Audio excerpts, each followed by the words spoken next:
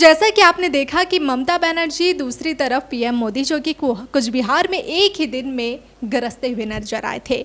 एक सभा से एक तरफ जहां पीएम मोदी गरज रहे थे ममता के खिलाफ, तो वहीं दूसरी तरफ ममता बनर्जी गरज रही थी पीएम के खिलाफ। लेकिन सवाल ये है कि भले ही चुनावी प्रचार में इधर पीएम मोदी तो वहीं दूसरी तरफ ममता बनर्जी भले ही उतर गए हैं, लेकिन क्या यहाँ पर ममता बनर्जी जो प्रचार कर रही है, बीजेपी जो पूरी उम्मीद के साथ यहाँ आ रही है, क्या ममता बनर्जी को दोबारा से टक्कर दे पाएगी?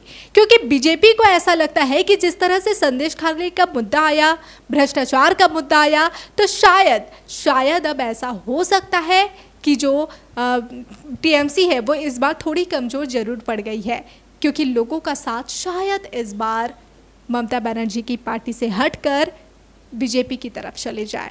लेकिन क्या संदेश खाली का मुद्दा और भ्रष्टाचार का मामला ममता बनर्जी की पार्टी को प्रभावित करने वाला है? ममता बनर्जी को जो पूरा विश्वास है कि एक बार फिर से वो बहुमत के साथ यहाँ पर जीत हासिल करेगी और बीजेपी को कड़ी टक्कर देते हुए बम्पर हार का सामना करवाएगी बीजेपी को। क्या उनका ये जो भरोसा, उनका जो ये दावा है, क्या ये सही साबित होगा? इस पर आज हम चर्चा करेंगे। लोकसभा चुनाव 2024 के लिए जमकर प्रचार किया जा रहा है। राजनीतिक पार्टियां मतदाताओं को अपनी ओर आकर्षित करने के लिए एड़ी चोटी का जोर लगा रही है। सबकी निगाहें पश्चिम बंगाल पर टिकी हुई है। यह सियासी लड़ाई दिलचस्प है और आमने सामने टीएमसी और बीजेपी है। टीएमसी सूबे की सत्ता पर काबिज है और बीजेपी उसे टक्कर दे रही है। तीसरे नंबर पर कांग्रेस है, जिसकी वजह से बंगाल में त्रिकोणीय मुकाबला देखने को मिल रहा है। राज्य में 19 अप्रैल से 1 जून के बीच 7 चरणों में चुनाव होंगे। टीएमसी भ्रष्टाचार के आरोपों, आंतरिक कलह से त्रस्त है। वह विपक्षी इंडिया गठबंधन से अलग होकर अकेले दम पर चुनावी अखाड़े में ताल ठोक रही है। पश्चिम बंगाल में लोकसभा की 42 सीटें हैं। हाल के सालों में यहां एक नाटकीय सियासी बदलाव देखा गया। बीजेपी ने इस क्षेत्र में अपना दबदबा बढ़ाया है, जो कि मुख्यमंत्री ममता बनर्जी के नेतृत्व वाली टीएमसी का गढ़ है। 2019 के लोकसभा चुनाव में बीजेपी ने ममता बनर्जी को बड़ा झटका दिया था और 18 सीटें जीतने में कामयाब हो गई थी।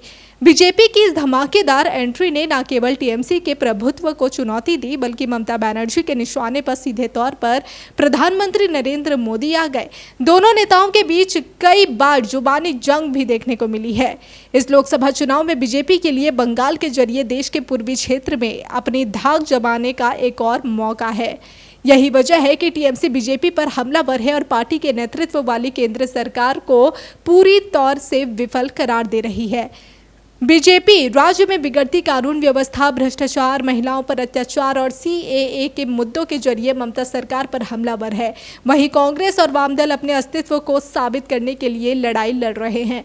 कांग्रेस और वाम दलों का पिछले विधानसभा चुनाव में खाता भी नहीं खुला था। हालांकि 2019 के लोकसभा चुनाव में टीएमसी ने 22 सीटों पर जीत हासिल की थी और कांग्रेस के खाते में गई थी। बताया जा रहा है कि टीएमसी वरिष्ठ और युवा नेताओं के बीच आंतरिक सत्ता संघर्ष के बीच जूझ रही है और उसकी भ्रष्टाचार के आरोपों की वजह से छवि खराब हुई है। उम्मीदवार चयन को लेकर अंदरूनी कलह और असंतोष देखने को मिला है। संदेश खाली में महिलाओं ने टीएमसी नेताओं पर यौन शोषण और जमीन हड़पने में शामिल होने का आरोप लगाया, जिसे बीजेपी हथियार बनाकर उनके खिलाफ चुनाव में इस्तेमाल कर रही है। बंगाल में बीजेपी की स्थिति की बात करें तो 2021 के विधानसभा चुनाव में हार के बाद भी संगठन की स्थिति ज्यादा मजबूत नहीं है। राज्य स्तर पर कद्दावर नेताओं की पार्टी को कमी खलती है। अंदर खाने में उम्मीदवारों के चयन को लेकर भी असंतोष के सुर पनपे है। पार्टी का असल मुद्दा काउंटर पोलराइजेशन सीएए के इर्द गिर्द घूम रहा है। वहीं वाम दलों और कांग्रेस की बात करें तो कई क्षेत्रों में जमीनी स्तर पर काम करने वाले नेता नहीं है और संगठन अपना अस्तित्व खोते जा रहा है। साथ ही साथ विश्वसनीयता का मसला भी बड़ा है। मतदाता इन पर भरोसा नहीं कर पा रहा है। राज्य में वाम दल और कांग्रेस इंडिया गठबंधन का हिस्सा है।